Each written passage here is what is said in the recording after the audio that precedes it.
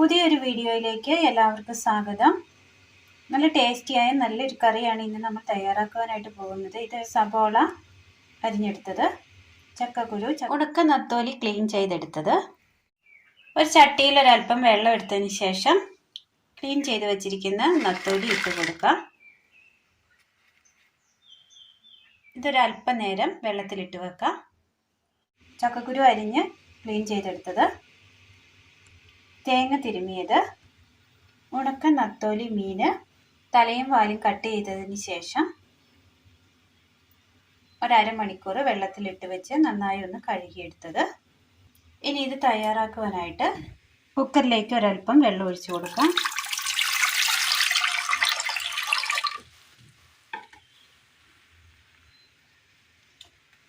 ചക്കക്കുരു അരിഞ്ഞത്,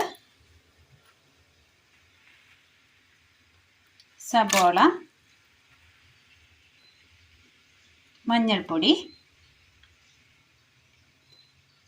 ഉപ്പ് ആവശ്യത്തിന്,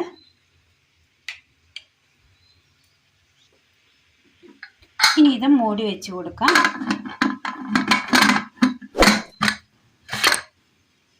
നന്നായി ഒന്ന് വേവിച്ചെടുക്കാം. കുക്കർ ഒരു 3 വിസിലടിച്ചപ്പോൾ നമ്മൾ ഓപ്പൺ ചെയ്തിട്ടുണ്ട്. ചക്കക്കുരു നന്നായി വെന്ത് കിട്ടിയിട്ടുണ്ട്. ഇതൊരു ചട്ടിയിലേക്ക് മാറ്റാം.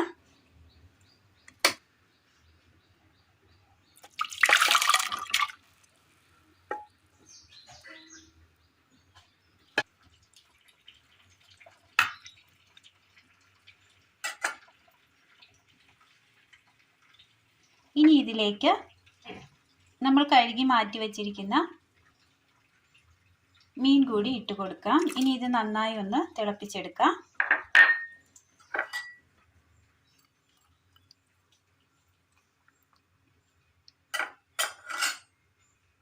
ഒരല്പം തേങ്ങ തിരുമിയതും ഉണക്ക കാന്താരിയും ചെറിയുള്ളിയും ഒരു നുള്ളു കടുകും നല്ലതുപോലെ കല്ലിലൊന്ന് അരച്ചെടുത്തുകൊണ്ട് വരാം.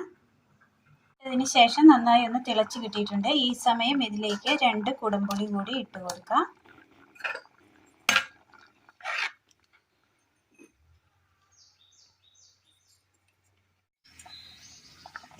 പുളി ഇട്ടതിന് ശേഷം നന്നായി ഒന്ന് തിളച്ചിട്ടുണ്ട്. ഇനി ഇതിലേക്ക് അരച്ചു കൊണ്ടുവന്ന അരപ്പ് ചേർത്ത് കൊടുക്കാം.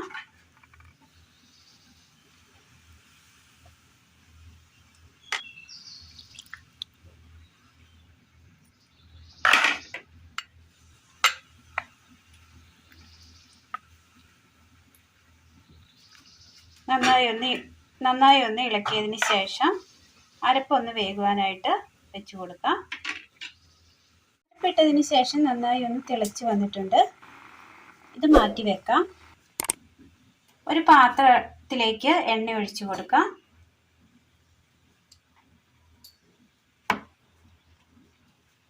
എണ്ണ നല്ലതുപോലെ ചൂടായി വന്നിട്ടുണ്ട്. കടുകിടാം. ചെറിയുള്ളി അരിഞ്ഞത്,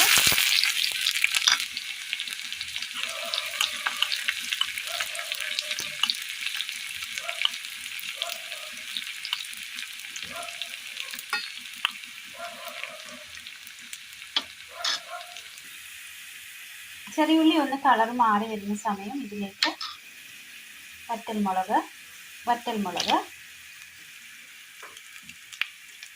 കറിവേപ്പില,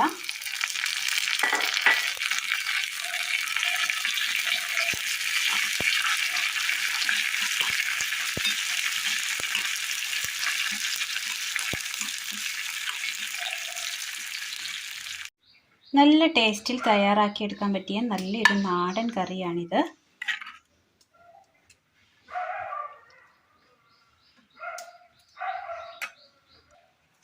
ഇനി ഇതിന് മുകളിലായിട്ട് കടുക് താളിച്ചത് കൂടി ഇട്ട് കൊടുക്കാം.